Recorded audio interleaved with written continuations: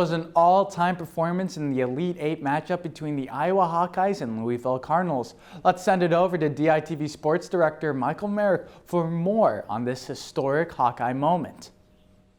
Thanks, Johnny. And just 1 day shy of the 30th anniversary for the first ever Hawkeye women's basketball Final Four appearance, well, Iowa would punch their ticket to Dallas behind an unforgettable and legendary performance from Caitlin Clark that was so impressive, it even left her teammates speechless.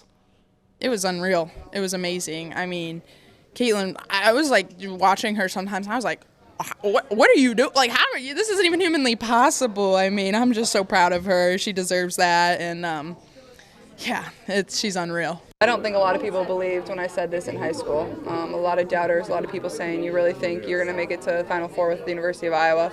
I believed it every single second. People from all over the nation got to see this historic game from Clark, from Iowa City to Washington, D.C., and of course the lucky people of Seattle were all witness to an all-time clinic from Iowa's own Caitlin Clark, as she became the first ever NCAA player to not only have a 40-point triple-double, but is also the first ever player to have a 30-point triple-double in NCAA tournament history.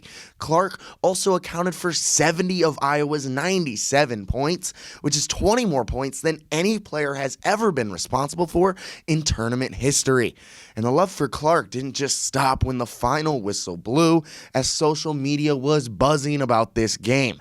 Caitlin Clark spent the night as the #1 trending topic in all of America, receiving praises such as, quote, one of the best players on the planet, super sensational, the most exciting player in college basketball, and from Isaiah Thomas himself, quote, the real deal.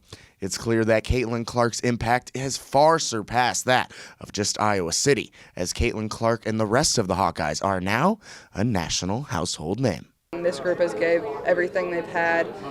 We might not be like the most athletic team. We might not be the fastest. We might not be loaded with a bunch of 5 stars, but it's the culture that carries you, and that's going to get you way further than any skill or talent that you have. And as we led the show off with, the Iowa women's basketball team is headed to the Final Four for the first time in 30 years. This is also Coach Bluder's first ever Final Four appearance, adding to what is already a legendary resume that stands the test of time. And emotions of last night's win were amplified with the tragic news of associate coach Jan Jensen losing her father to cancer that morning. After the victory, Coach Jensen dedicated the win to her late father. He didn't miss it. He never missed games. He never, and he's older, right? So he never could figure out Big Ten Plus. So he'd always go up to a relative. He said, I'm not quite ready to go. He told my niece, who they did so great taking care of him at home.